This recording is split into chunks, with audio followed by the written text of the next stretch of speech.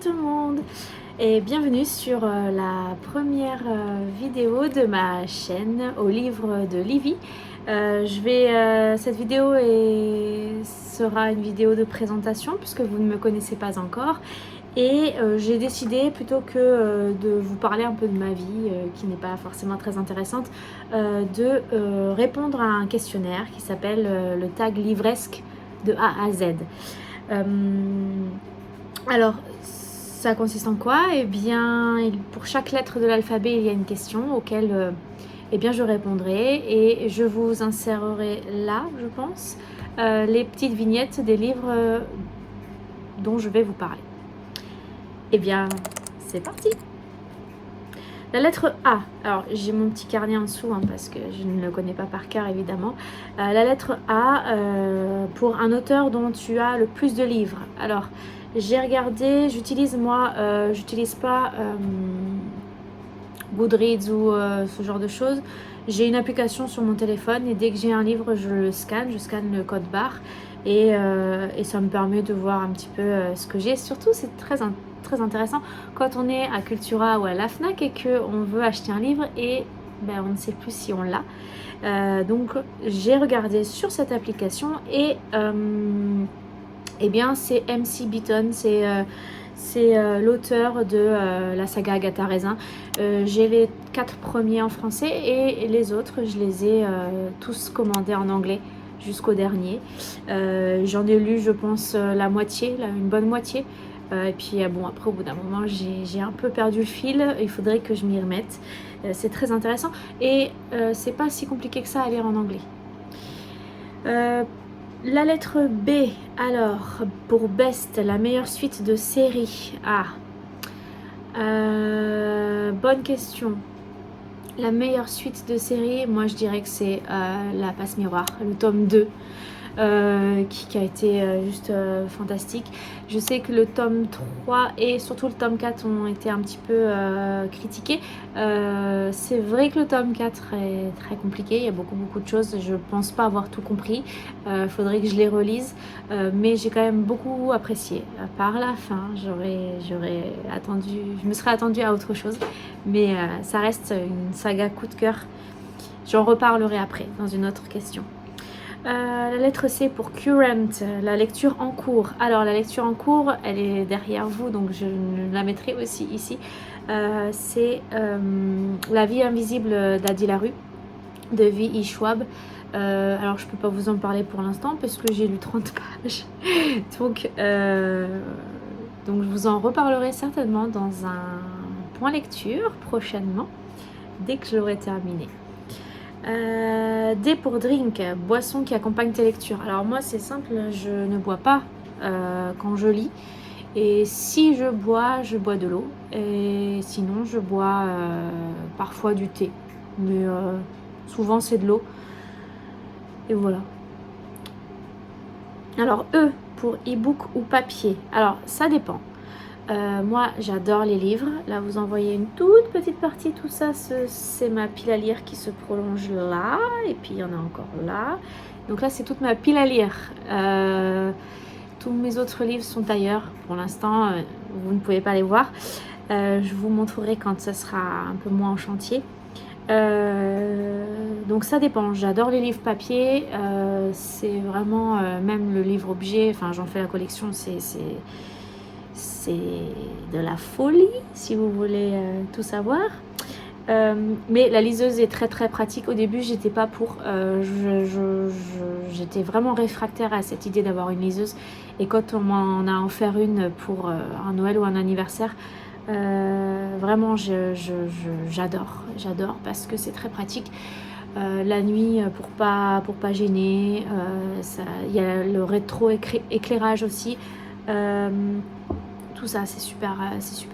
On peut stocker plein de livres, on peut prêter des livres aux copines, on les envoie, on les reçoit, ça c'est super. Et dans les transports en commun c'est vraiment bien parce que quand on a une grosse pavasse comme par exemple le prieuré de l'Oranger qui est là, à transporter dans son sac c'est un petit peu lourd, donc de l'avoir en version e-book c'est quand même beaucoup plus pratique. En vacances, ça met, maintenant que je l'ai, d'habitude j'emmenais toujours 5, 6 livres que je ne lisais pas. En plus, j'en lisais toujours qu'un ou deux. Là, au moins, j'emmène la liseuse, j'ai tout ce qu'il faut, j'ai tout ce que je veux, et ça, c'est vraiment bien. Ensuite, F pour fictif, un personnage fictif avec lequel tu serais sorti à l'école. Alors, ça m'a posé des petits problèmes, cette question.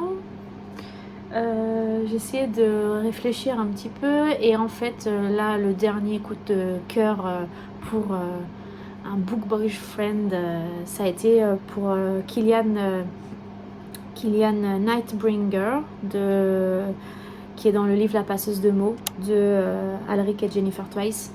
Gros coup de cœur pour ce livre. J'en reparlerai, mais et ce personnage de Kilian, il est juste dingue, quoi. Enfin, il a tellement de profondeur, tellement il a de l'humour, il est impétueux, il est courageux. Enfin bon, bref, c'est un personnage auquel on s'attache et qui nous énerve parfois, mais qui est super. J'ai pour Glad, un roman dont tu es contente d'avoir donné une chance. Alors, moi, je ne suis pas trop une lectrice de contemporain. Je ne suis pas trop une lectrice de livres qui ont reçu des prix. J'avais lu, comment ça s'appelle déjà, Chanson douce de Leila Slimani, je crois, qui avait reçu le prix Goncourt en 2016, je crois, ou 2015, je ne sais plus.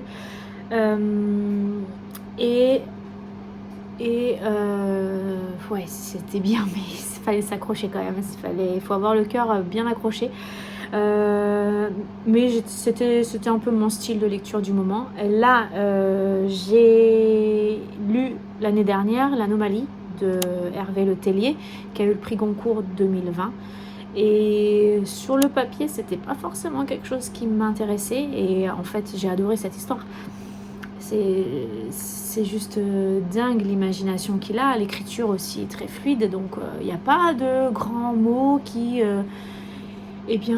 vont nous faire dire j'ai rien compris à la phrase, je recommence 3 fois, il y a des mots, je comprends pas, c'est pas pompeux, et on est tout de suite dans le vif du sujet, et c'est hyper palpitant, donc vraiment je suis très contente de l'avoir lu. Ensuite, H pour Eden, un roman que tu considères comme un joyau caché. Pour moi, c'est la saga de la trilogie du Tearling d'Erika Johansson, parce que je trouve qu'on n'en entend pas beaucoup parler sur les réseaux, sur YouTube, etc. Et moi, j'ai beaucoup aimé. J'ai lu les 3 d'affilée d'ailleurs. C'était une vendeuse à Gibert qui m'avait conseillé cette histoire une fois que j'avais fini La passeuse de mots. Que j'avais fini La passe miroir. Je voulais trouver des choses qui soient dans le même style, et donc elle m'a conseillé ça, et vraiment j'étais dans le métro, j'ai commencé, j'arrivais plus à m'arrêter en rentrant en fait, et donc non vraiment ça pour moi on n'en parle pas assez, et c'est une de mes sagas coup de cœur en fait préférées. Alors I pour important, un moment important de ta vie de lectrice. Eh bien, j'en parlais, c'est la découverte de La passe miroir de Christelle Dabos et du monde de la fantaisie en général. Jusqu'à présent, jusqu'à il y a 1 an ou 2, je lisais quasiment exclusivement que des polars, des thrillers. C'était que de ça. Et donc, bon, au bout d'un moment, ça lasse un peu. Et j'ai découvert La passe miroir, pareil, en suivant des gens sur les réseaux qui en parlaient. Bon, au début, la couverture, moi, m'intéressait pas plus que ça. Je me suis dit, bof, j'ai pas très envie. Et puis, à force de le voir en librairie, je me suis dit, bon, allez, je vais essayer, j'achète le tome 1. Et en fait, j'ai pas pu m'arrêter. Moi, ça tombe bien parce que je l'ai découverte alors que les 4 tomes étaient déjà sortis. Donc, je les ai achetés en poche au début et je les ai enchaînés. Enfin, c'était juste la découverte du monde imaginaire, de la fantaisie, des personnages, l'écriture, l'intrigue, tous les complots politiques qu'il y avait, tous les enjeux. Enfin, j'ai trouvé ça génial. Du coup... Il n'y avait que le 4e tome qui n'était pas sorti encore en poche, donc du coup j'ai acheté le 4e, tant pis, en grand format. Maintenant on m'a offert la version collector, là vous savez, avec les 4 dans la même boîte, gris. Enfin bon, je pense qu'il faudra que je les relise parce que c'est vrai que la fin j'ai pas trop tout compris, donc il va falloir que je les relise un jour. Mais voilà, ça m'a fait entrer dans le monde de l'imaginaire, de la fantaisie, du fantastique. J'avais lu quand j'étais petite Harry Potter, j'ai grandi avec en fait, dès qu'un tome sortait je le lisais, etc.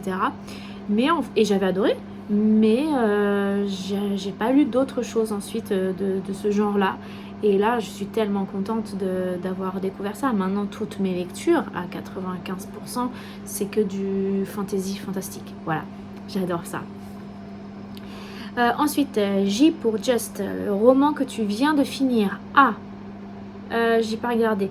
Le roman que je viens de finir. Je vais vous le dire, je vais regarder sur mon cahier.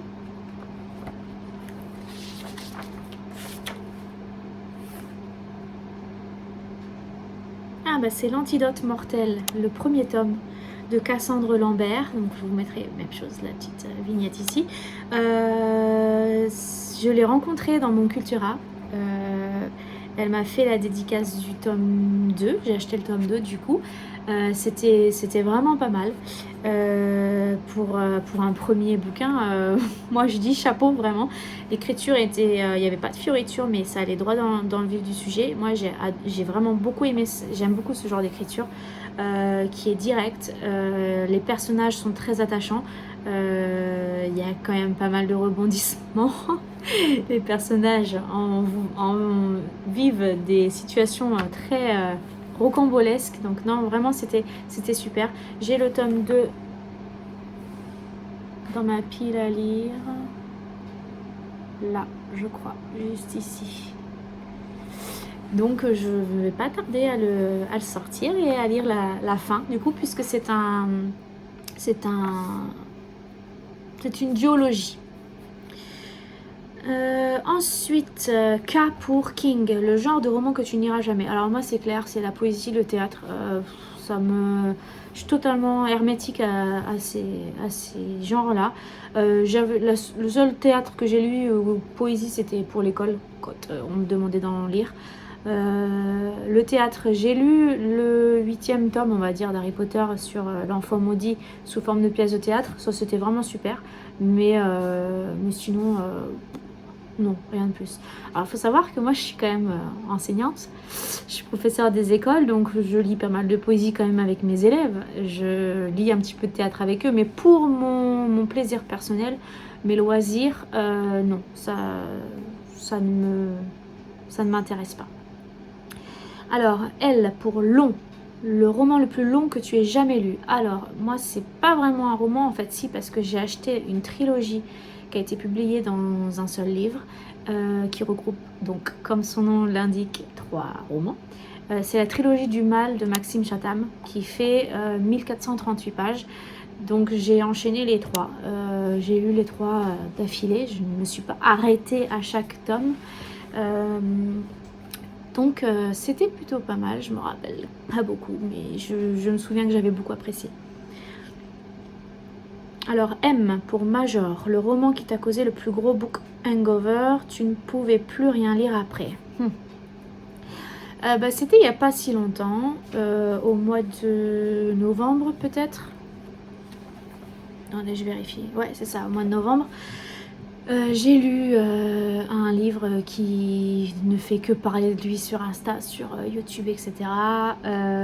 Qui a eu beaucoup de publicité grâce à la chaîne de Livrement Addict que je regarde, que j'adore. C'est Le sang et la cendre de Jennifer Heller Mentrout. Pourtant, je pensais pas que j'allais aimer plus que ça. Je l'ai acheté, ça m'intéressait. Je me suis dit, bon, pourquoi pas, je vais voir. Mais en fait, il y a 663 pages. J'ai tout lu en une après-midi, en fait. Je me suis mise, après manger, à commencer à le lire. Je me rappelle, c'était un dimanche. Et j'ai passé toute l'après-midi, je n'ai pas pu m'arrêter. C'était juste dingue. Et en fait, j'en ai pas profité parce que j'ai tout lu d'affilée, je ne l'ai pas apprécié, mais c'était une drogue, c'est-à-dire que j'ai commencé et j'y arrivais plus, et la fin, c'était what? Quoi? C'est pas possible, il nous faut la suite. Je me souviens que j'avais mis même un post sur Insta en disant mais c'est pas possible, il faut la suite, il faut la suite. Et De Saxus avait répondu en disant ça sort en mars. J'étais trop contente, j'ai tellement hâte, vraiment, ça pour le coup. Et donc ça m'avait tellement retourné le cerveau que ensuite j'ai bien mis 15 jours avant de trouver une lecture qui me plaise. C'est-à-dire que j'ai continué de lire d'autres choses, mais ça m'atteignait pas, quoi. En fait, j'étais toujours sur cette histoire. Donc là ça va mieux, mais voilà, enfin, c'était juste incroyable. C'est quand même dingue comme des mots peuvent nous atteindre à ce point, quoi. Enfin, c'est juste dingue.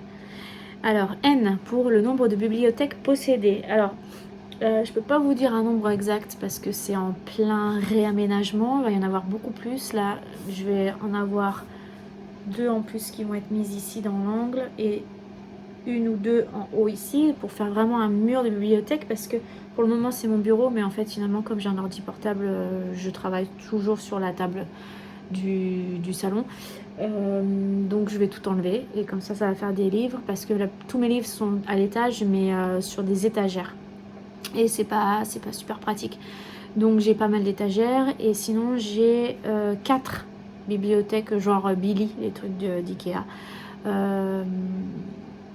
Donc j'espère que bientôt, au fur et à mesure de l'année, vous verrez l'évolution de mon petit coin lecture. Ensuite, O pour One, un roman que tu as lu plusieurs fois. Alors il y en a plusieurs que j'ai lu plusieurs fois, notamment les Harry Potter, que j'ai lu plusieurs fois en français, je les ai lus aussi en anglais. Le Petit Prince que j'avais lu en étant gamine, et puis je l'ai relu après, et puis je le lis avec mes élèves, donc du coup voilà, je le relis plusieurs fois. Et aussi le livre qui me touche particulièrement et que j'adore, c'est mon livre préféré de tous ceux que j'ai lus jusqu'à présent, et que j'ai lu, j'étais au collège et je l'ai relu là l'année dernière, il n'y a pas si longtemps que ça. C'est La Nuit des Temps de René Barjavel, qui est un auteur juste incroyable. En fait, sa plume est dingue, alors que pourtant c'était dans les années 50-60 je crois qu'il a publié ses livres, mais il avait une telle vision, une telle c'était un génie en fait. Je vous ferai une chronique si vous voulez sur La Nuit des Temps, notamment sur Ravage, enfin sur plein de choses. C'est vraiment super, quoi. Donc La Nuit des Temps, vraiment, j'en reparlerai juste après. P pour préféré, ton endroit préféré pour lire. Alors moi pour l'instant c'est mon canapé. Qui est assez grand. Il y a une partie même méridienne, donc souvent je m'allonge, mais sinon je suis en face du poêle et je lis, je suis assise, et voilà. C'est là mon endroit préféré. Alors Q pour quote, citation d'un livre que tu as lu, qui t'inspire ou qui te fait sentir plein d'émotions. Alors, c'est une citation qui est dans le tome 1 de La passeuse de mots de Alric et Jennifer Twice. Du coup, je n'ai pas noté le personnage, je ne sais plus. En tout cas, il parle à l'héroïne principale. Et donc, c'est le pire n'est pas d'échouer, mais de n'avoir jamais pris la peine d'essayer. Les erreurs sont la preuve que tu n'as jamais abandonné. Ça, je trouve ça juste... c'est tellement vrai, en fait. J'essaye de l'inculquer à mes élèves, notamment. Et c'est vraiment très très important, et je trouve que c'est d'une justesse et c'est d'une poésie juste incroyable. Alors R pour regret de lecteur. J'ai pas vraiment de regrets, si ce n'est de ne pas avoir lu plus tôt des romans de fantasy, de fantastique. Mais peut-être que c'était peut-être pas le moment pour moi, et que là en ce moment j'étais prête à entrer dans cet univers, dans ces univers, dans cette imagination. Mais là du coup, autant dans ma bibliothèque pour le moment il y a beaucoup plus de policiers et de polars forcément, autant là dans toute ma pile à lire qui est partout ici, eh bien, ce n'est que quasiment, à part un ou deux, je pense, ce n'est que des livres, ce ne sont que des livres fantastiques, de fantasy, de steampunk, enfin voilà, le monde de l'imaginaire. Il y a un ou deux science-fiction, mais la science-fiction quand même, ça me botte un peu moins. Après, je sais pas, j'ai pas vraiment lu, mais là, comme ça, de prime abord, science-fiction, c'est pas forcément ce vers quoi je vais me tourner le plus facilement. Alors ensuite, S, c'est bientôt terminé. S pour série, une série que tu as commencé mais jamais finie et dont tous les romans sont sortis. Alors, j'ai lu cette année le premier tome de La Quête des Willan de Pierre Bottero. J'avais pas du tout lu ça quand j'étais jeune. Et en fait, franchement, ça m'a un peu gavée. L'écriture était pas mal, mais c'est trop jeunesse pour moi. Donc du coup, j'ai lu le 1 et puis je ne lirai pas la suite. Je sais qu'il y en a plein qui adorent, qui sont vraiment emportés dans son écriture. Mais là, moi, le tome 1, alors peut-être que le tome 2, vous me direz ça, peut-être que le tome 2 est mieux, je ne sais pas. Enfin, en tout cas, pour l'instant, moi, j'ai pas envie de continuer. Alors, T, pour 3 livres préférés de tous les temps. Alors, ça a été dur. Ça a été dur. Mais alors, le premier, c'est sûr, c'est La Nuit des Temps de René Barjavel. Hein, je vous en ai déjà parlé. J'ai acheté d'ailleurs une BD que j'ai trouvée à la Fnac. Je vous la mettrai là, qui est juste dingue. Elle est juste magnifique, les illustrations. Pourtant, je suis pas, vous allez voir, je suis pas du tout BD, j'en lis pas. Je lis pas de manga, c'est que des romans. Mais là, pour le coup, j'ai pas pu résister. C'est un livre, je me demande comment ça se fait qu'il n'y ait pas encore eu de film qui a été fait de cette histoire, en fait. Je comprends pas. Bref, mon premier, c'est La Nuit des Temps de Barjavel. Le second, La Passeuse de mots d'Alric et Jennifer Twice. Je vous en ai parlé déjà plusieurs fois. D'une poésie incroyable, des rebondissements à n'en plus finir, les personnages savoureux, les dialogues des fois je rigolais toute seule en fait, et d'une profondeur aussi, enfin vraiment les descriptions aussi, waouh, il y a tout dedans. Pourtant, il fait 750 pages à peu près, donc on se dit au début ça va être un peu compliqué. Et en fait, ça se lit très très vite. J'ai le tome 2, qui est là, il est caché, qui attend bien sagement. J'ai hâte de le lire, mais je préfère attendre parce que le tome 3 sort pas tout de suite. Et donc du coup, j'ai pas envie de ruminer pendant des mois, d'attendre la sortie du 3. Je pense que quand on saura la date, là je m'y mettrai. Mais j'ai tellement hâte, ça fait plusieurs mois que je l'ai lu et je m'en rappelle quasiment par cœur de tout en fait, tellement il m'a marqué ce bouquin. Donc voilà, il fait partie de mon top 3. Et le dernier, je vous en ai parlé tout à l'heure, c'est Le sang et la cendre de Jennifer L. Armentrout, qui là aussi, lui, m'a retourné le cerveau quoi. Voilà, c'est ces trois-là. Il y en a tellement d'autres aussi, mais j'ai choisi de vous parler de ces trois-là. Ensuite, U pour unapologetic, quelque chose dont tu n'éprouves aucun remords. C'est d'augmenter ma palle de façon indécente, c'est-à-dire que au début j'avais genre ça, et puis au fur et à mesure j'ai de plus en plus, et puis même là j'ai tellement plus de place que je commence à les mettre comme ça, et évidemment ma palle ne descend pas à cette vitesse-là. Je suis allée à Noz il y a quelques jours, 2-3 jours, et ma palle a augmenté de tout ça. Alors, est-ce que je vais les lire en plus? Je ne sais pas. Mais j'ai un problème, je crois. Je suis une acheteuse compulsive de livres. C'est comme ça, j'achète pas de maquillage, j'achète pas beaucoup de vêtements, mais les livres, je ne peux pas. C'est problématique. Et j'ai du mal à m'en séparer en plus. Donc du coup, c'est pas super. Alors, V pour Very. Le roman dont tu attends la sortie avec grande impatience plus que celle des autres. Et le tome 2 du sang et la cendre. Forcément, j'ai hâte. Le jour où il sort, je serai à Cultura et j'irai l'acheter, ça c'est clair. Ensuite, W pour Worst, ta pire habitude livresque. J'ai eu avant, je faisais quelque chose qui est pas bien, c'est que je pliais la page de mes livres parce que j'utilisais pas de marque-page, mais parce que tout simplement, la plupart de mes livres, jusqu'à il y a quelques mois, c'était des poches. Et donc du coup, je me disais c'est pas grave quoi, les poches, c'est fait pour être transporté, abîmé, lu, voilà, ils vivent quoi, c'est normal. Sauf que là, depuis que je me suis dit que la fantasy, le fantastique, c'était mon univers, j'achète plus en format poche, quasiment. Là, j'en ai quelques-uns, mais la plupart maintenant sont des grands formats. Et donc, forcément, les pages sont plus épaisses, etc. Donc, j'utilise maintenant que des marque-pages. Et je ne plie plus mes pages, je ne les corne plus. Donc voilà, ça c'est fini.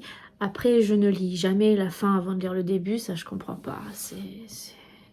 Comment on peut se gâcher une lecture en faisant ça. Par contre, bah, je pourrais dire aussi l'achat compulsif de livres, ça c'est une très très mauvaise habitude. Je pourrais me dire là c'est bon, tu arrêtes, tu attends 10 minutes à pal et après t'en rachèteras. De toute façon les livres tu les trouveras toujours. Ben non, je ne peux pas. C'est comme ça. Dès que je vais dans un magasin de livres, je ne peux pas en sortir sans en avoir acheté. Voilà, c'est comme ça. Ensuite, X, commence à compter en haut à gauche de ton étagère et prends le 27e livre.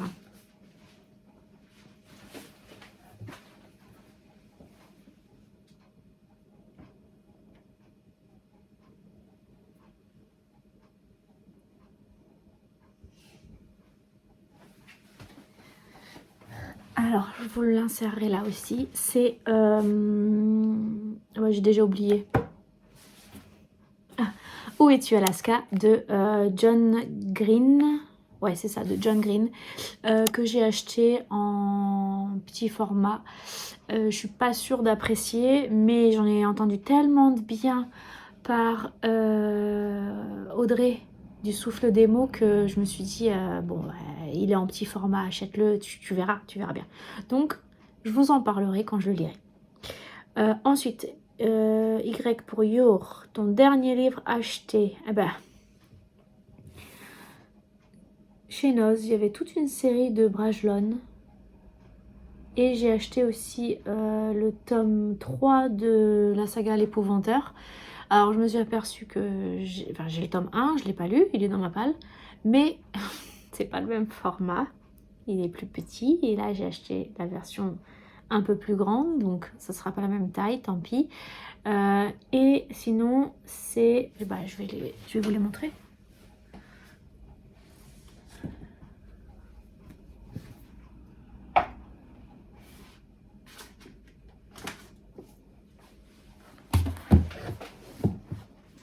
Alors il y a les étiquettes de prix pour certains, donc il faudra que je les enlève. Mais je les ai eu à maximum 5 € chaque bouquin, juste dingue. Donc rapidement. La prêtresse blanche.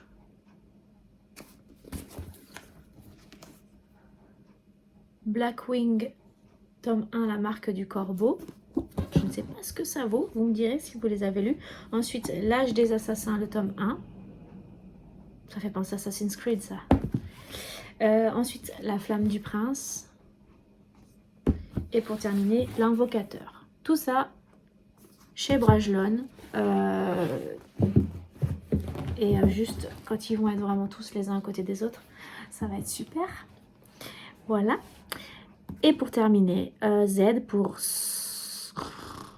le livre qui t'a volé quelques heures de sommeil. Alors,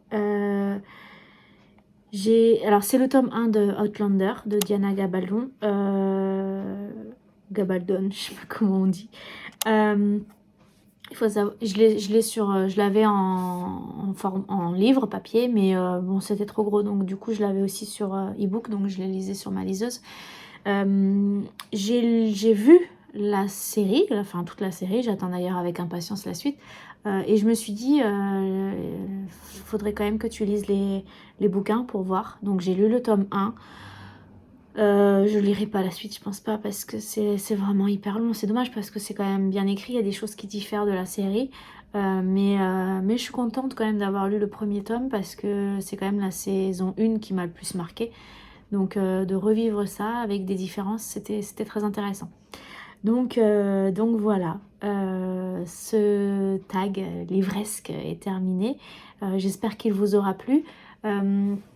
N'hésitez pas à mettre des commentaires, j'essaierai d'y répondre le plus vite possible, qu'on échange sur dites-moi vous pour une des lettres du tag ce que vous y mettriez. Et puis j'espère que ça vous plaira et je vous dis à très bientôt pour une nouvelle vidéo.